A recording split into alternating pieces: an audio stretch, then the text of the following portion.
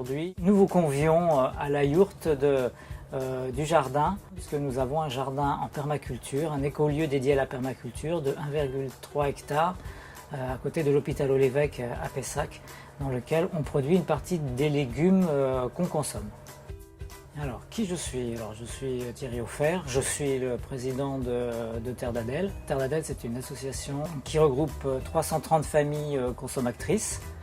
Et Adèle, c'est Association pour le développement d'échanges locaux, équitables et solidaires. Désolé, c'est pas le prénom. Et donc, on est regroupé autour de différentes façons de vivre le développement durable au quotidien dans nos sphères familiales.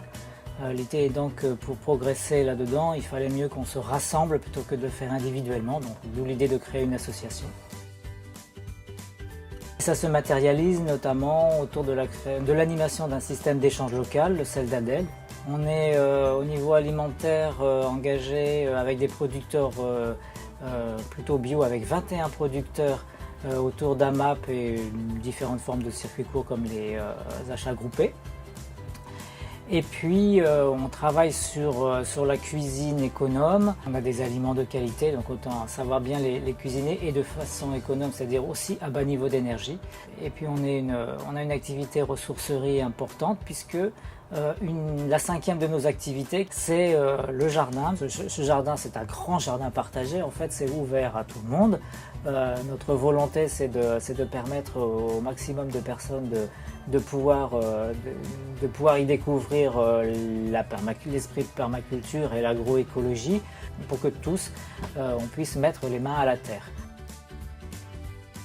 Pour présenter la permaculture, moi je ne la présente pas de façon tout à fait ordinaire. Je préfère dire que c'est plutôt une façon d'obtenir de l'autonomie pour s'alimenter, de l'autonomie pour trouver de l'énergie. C'est aussi une façon d'être autonome aussi dans sa façon de réfléchir. Et donc ça, à partir de cette idée d'autonomie, c'est la façon dont on peut trouver les ressources pour mener les projets qu'on souhaite.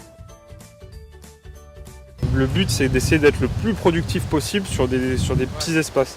Donc déjà, il y a une histoire en fait de densification des cultures, et notamment justement avec cette association maïs-courge, avec le maïs qui pousse vraiment en hauteur et la courge qui couvre le sol.